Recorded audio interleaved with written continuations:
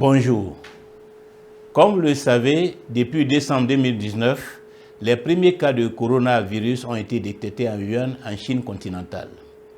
Très rapidement, le Covid-19 s'est propagé dans 159 pays, occasionnant la mort de plus de 10 000 personnes et plus de 240 000 personnes testées positives. En Europe, l'Italie est le pays le plus touché par la maladie, avec 41 000 cas de contamination recensés et plus de 4 000 décès à ce jour. L'Afrique n'est pas épargnée. En effet, 38 des 54 États du continent ont enregistré plus de 700 cas confirmés. La Côte d'Ivoire est également touchée. Depuis le 10 mars dernier, notre pays a enregistré son premier cas. À ce jour, 14 cas ont été confirmés en l'espace de seulement 10 jours. La situation est préoccupante.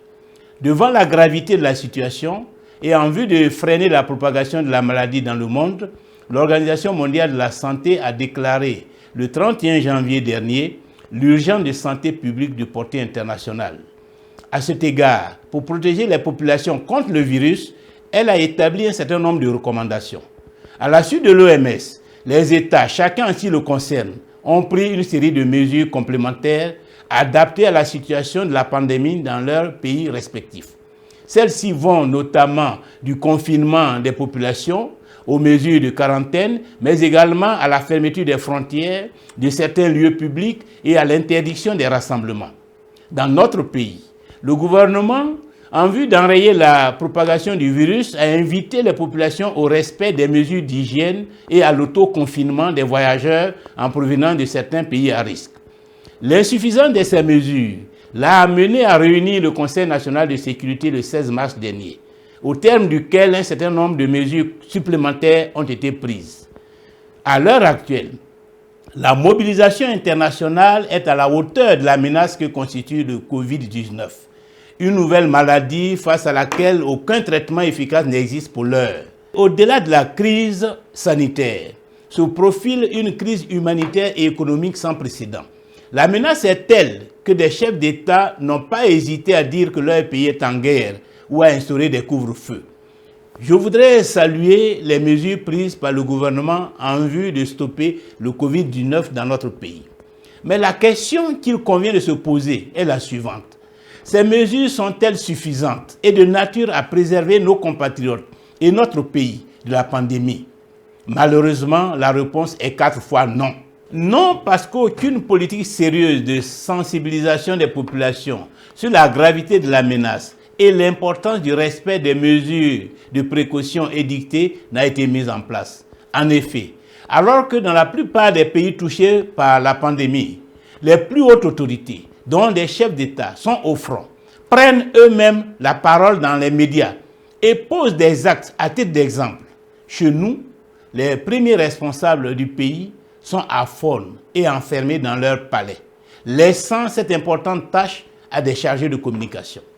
La communication des masses est si absente que de nombreux Ivoiriens continuent de croire à ce jour que le virus ne résisterait pas à la température de nos pays ensoleillés et qu'ils sont à l'abri de la maladie.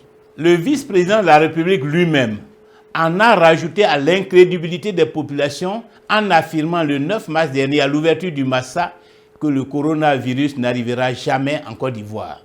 La réalité, c'est qu'aujourd'hui, nous en sommes à 14 cas. Le virus est donc présent sur notre territoire.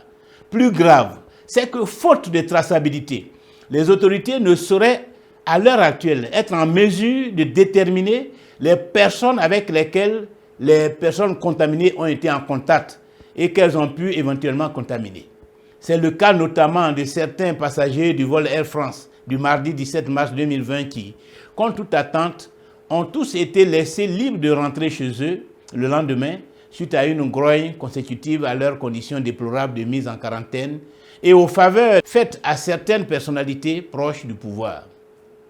Non, également, parce qu'en dehors des tests de température supposés être faits à l'entrée de toutes nos frontières terrestres, maritimes et aériennes, il n'existe aucun dispositif de dépistage des porteurs sains qui, bien que ne présentant pas de symptômes, restent contagieux et peuvent donc transmettre la maladie à d'autres personnes. En d'autres termes, le gouvernement ne dispose d'aucun moyen fiable d'appréciation globale de la propagation du virus dans notre pays. On peut donc dire qu'à l'heure actuelle, le virus se propage librement dans le pays, à travers un certain nombre de personnes, sans aucune possibilité de les identifier, de les mettre en quarantaine et d'éviter qu'elles en contaminent d'autres. Non encore, parce que notre système de santé n'a pas suffisamment d'infrastructures de prise en charge et de traitement. De même, rien n'est fait sur l'ensemble du territoire pour mettre à niveau des hôpitaux de référence en vue d'accueillir tous les éventuels cas locaux. Non, enfin, parce que le cadre juridique et institutionnel actuel de gestion de la crise sanitaire est partiel, insuffisant et n'intègre pas toutes les parties concernées en dehors de l'administration. Or, cette pandémie a des implications sur tous les secteurs de l'économie et de la société. Aussi exige-t-elle la mobilisation de tous, entreprises, travailleurs, parents d'élèves, syndicats, commerçants, dans le cadre d'un comité national de gestion multisectorielle. En conséquence de ce que je viens de dire, et afin que le pays soit en mesure de faire face efficacement à la maladie, je propose que soit déclaré l'état d'urgence sanitaire en vue de donner au gouvernement un cadre de gestion de la pandémie à la hauteur de la gravité de la menace. Dans ce cadre, le gouvernement aura les moyens légaux pour agir, notamment sur les libertés individuelles, réquisitionner l'armée et les forces de l'ordre, mettre en œuvre les mesures qu'il aura édictées et apporter un appui en faveur des agents économiques du pays. Le confinement dès maintenant des populations sur toute l'étendue du territoire, à l'exception évidemment des personnes, des services et activités essentielles, pour une durée minimale de 15 jours renouvelable en cas de nécessité. La mise en place d'un comité national multisectoriel de gestion de la pandémie, la création d'un fonds de gestion de la crise sanitaire, la dotation de tous les centres hospitaliers de référence en équipements nécessaires à la prévention, au dépistage et à la prise en charge des malades, l'internationalisation de la réponse en demandant la tenue dès maintenant, par visioconférence, d'un sommet des chefs de l'État de la CEDEAO afin d'apporter une réponse sous-régionale concertée à la pandémie, telle que l'Union européenne envisage prochainement de le faire. J'appelle à l'union sacrée des fils et filles de ce pays autour de notre nation. Que Dieu protège la Côte d'Ivoire. Je vous remercie.